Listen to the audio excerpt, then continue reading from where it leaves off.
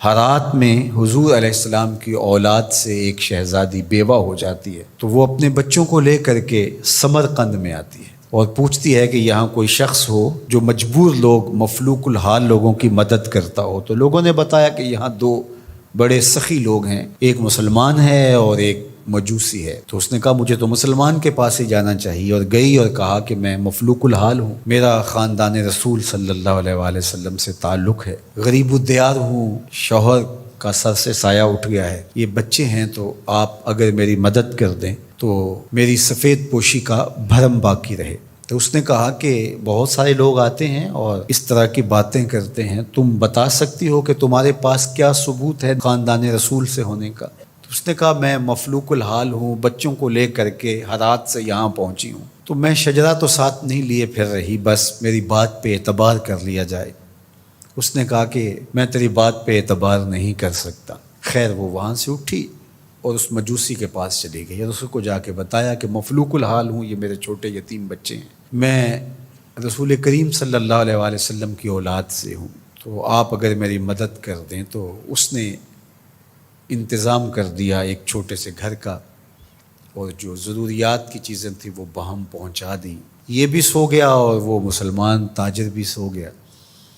ابن جوزی لکھتے ہیں کہ جب رات ہوئی تو اس مسلمان تاجر نے، سخی نے، خواب میں جنت کے منظر کو دیکھا کہ ایک خوبصورت محل ہے جس کے پاس حضور نبی رحمت صلی اللہ علیہ وآلہ وسلم کھڑے ہیں۔ تو یہ آگے شوق سے بھرا اور کہا حضور یہ محل اگر آپ مجھے عطا کر دیں۔ تو فرمایا یہ ایک مسلمان کا ہے۔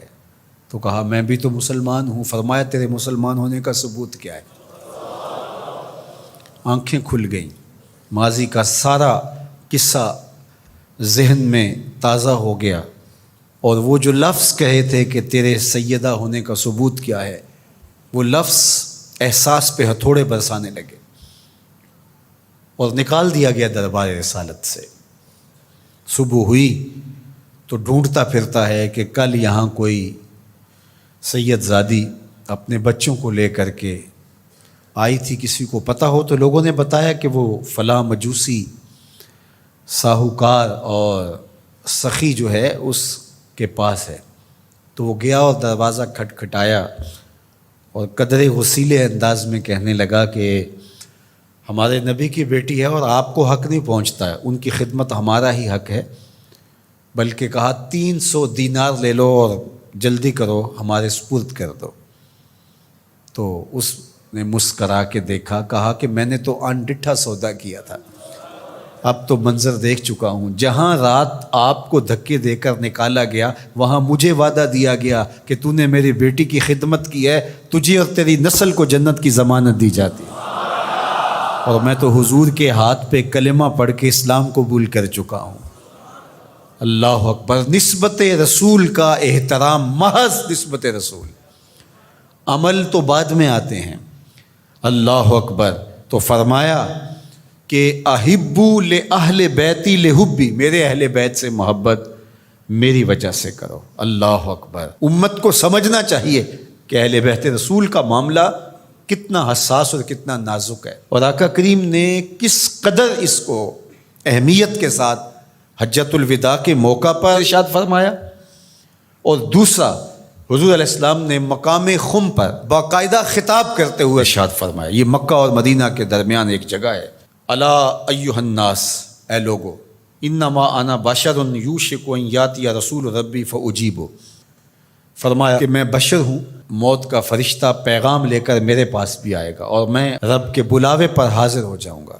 وانا تارک فیکم ثقلین، لیکن تمہیں تنہا اور لاوارث نہیں چھوڑ کے جا رہا، تمہارے اندر دو بھاری چیزیں چھوڑ کے جا رہا ہوں، جس کو میرے حضور بھی بھاری کہیں وہ کتنی بھاری ہوگی۔ اولہما کتاب اللہ، ان میں سے پہلی چیز کتاب اللہ، اللہ کی کتاب، فیہ الہدی والنور فخذوا بکتاب اللہ واستمسکوا بہ، اس میں ہدایت ہے، اس میں روشنی ہے، پس اللہ کی کتاب کو مضبوطی سے پکڑ لو اور اس کے ساتھ تمسک اختیار کر لو، جڑ جاؤ اس کے ساتھ، لپٹ جاؤ، چمٹ جاؤ اس کتاب کے ساتھ، اپنا ربط کبھی بھی قرآن سے ٹوٹنے نہ دینا، قرآن کے ساتھ اپنے تعلق باطن کو کبھی کمزور نہ ہونے دینا، اس کی تلاوت دن کے اجالوں میں رات کی تنہائیوں میں تمہارا معمول حیات رہے۔ فحث علی کتاب اللہ، حضور نے ابھارا لوگوں کو کتاب اللہ کے ساتھ جڑنے کے لیے، وَرَغَّبَ فِيهِ، اور ترغیب دی کہ اس کتاب سے وابستہ رہو، اس کتاب سے جڑو، اس کتاب کو کبھی نہ چھوڑنا۔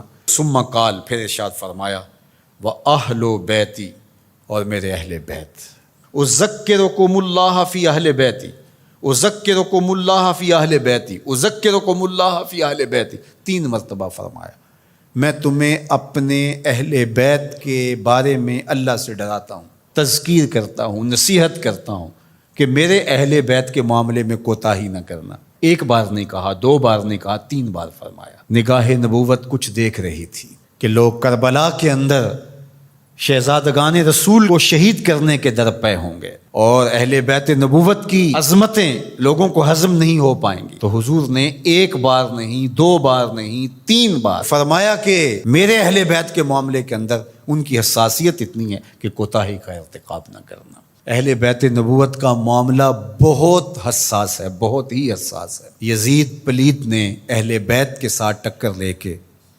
اپنی عاقبت بھی برباد کر لی اور اپنی دنیا بھی برباد کر لی، اور اپنی نسلوں کو بھی بدبودار بنا لیا اس نے۔ یزید کا نام بدی کا استعارہ بن گیا، دشنام سے بھی بدتر، گالی سے بھی بدتر یزید کا نام ہے۔ حضرت امام حسین رضی اللہ تعالیٰ عنہ حق کا استعارہ بن کے ابھرے، اور قیامت تک ان کا نام زندہ، روشن، سرخرو، کامیاب اور بامراد رہے گا۔ رہتی دنیا تک حسین کے نام کا جھنڈا اونچا ہی رہے گا۔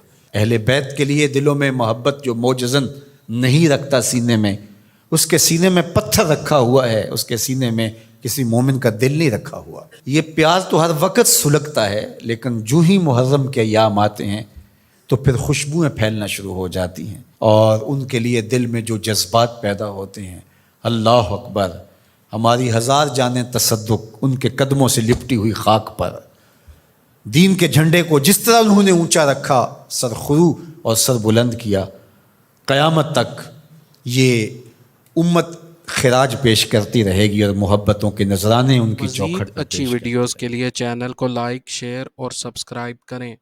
شکریہ۔